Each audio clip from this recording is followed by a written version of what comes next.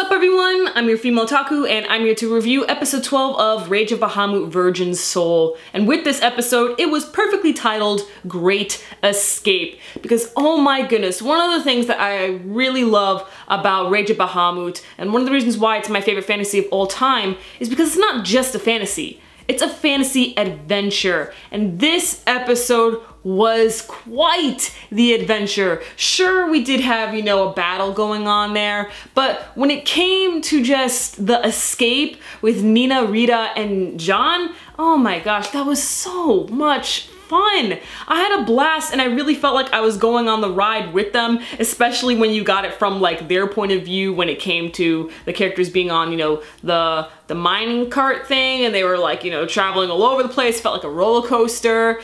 We had them fall from places, escape from places, beat up a few guys here and there. Sometimes it failed, sometimes it worked out. It was so much fun. It is just such a blast watching Rage of Bahamut Virgin Soul, and the same way how I felt when I watched Rage of Bahamut Genesis. It was just fun because of the perfect amount of fantasy and adventure. Sometimes when it comes to adventure anime, well, it takes quite some time for the adventure to actually begin. And maybe they don't even go on that much of an adventure, but maybe travel to a few houses here and there. And maybe it's not really an adventure, it's more of like a journey of just a montage of them traveling to, you know, one place to the next, and then you see how the characters are in that one setting. Well, even though Nina, Rita, and John are in one setting at the moment, they're traveling through it. It's not a montage. We actually see them go throughout the place, and it was just, again, it was just a blast to watch. I had so much fun. I'm probably gonna rewatch that the first half of the episode. It was just great, brought a smile to my face. I had fun, and I hope you did too. Not gonna lie, I am questioning the fantasy side of things as we see Cherios's device. You see, apparently there's this device, I don't remember what it was called, but it was still, you know, in development, but Cherios is just all like, too bad, we're gonna use it right now, because oh boy, people were dying left and right, and humanity is certainly not on the winning side at the moment, especially with El and the gods' army. So Cherios decides to activate this device, and it looked so sci-fi. I was really confused for a second. I was just like, wait, Rage of Bahamut, don't ruin what you have going here. Please, you have been perfect thus far. What is this? I have no idea what this thing is, but it kind of just comes up from the ground and it traps Nina, Rita, Favreau, you know, Kaiser, and Jeanne d'Arc. It traps them, and we see this like spear thing.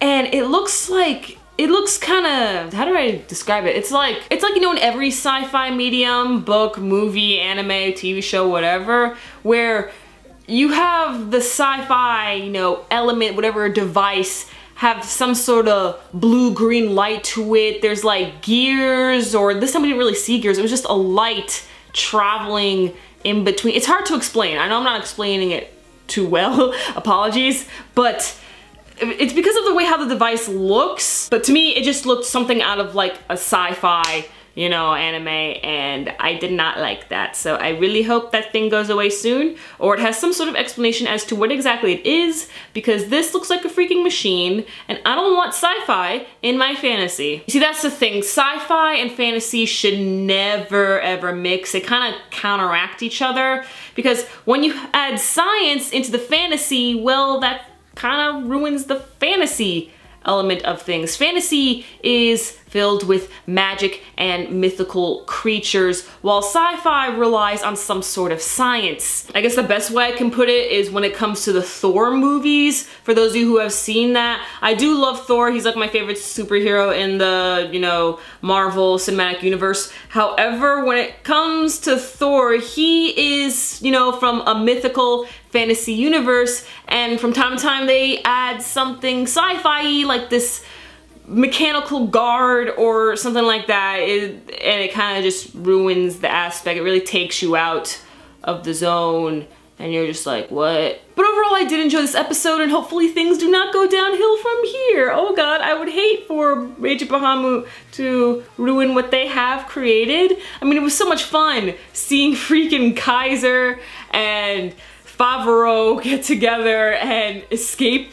That was hilarious, man, when it came to how they escaped with Kaiser's hand. Also, one more thing before I end this review, it was just so cute hearing Dalko at the very end saying, Baha Solu? Like, she was just like, what the heck is this? What are we doing? Like, oh my gosh, I love Dalko so much. But yeah, let me know your thoughts on this episode. Are you not worried about the future of Bahamut? Do you think I'm just overreacting? Or do you think, no, Sloan, I don't care that you studied film and film genres. You're wrong, and fantasy and sci-fi can mix because I'm right and you're wrong.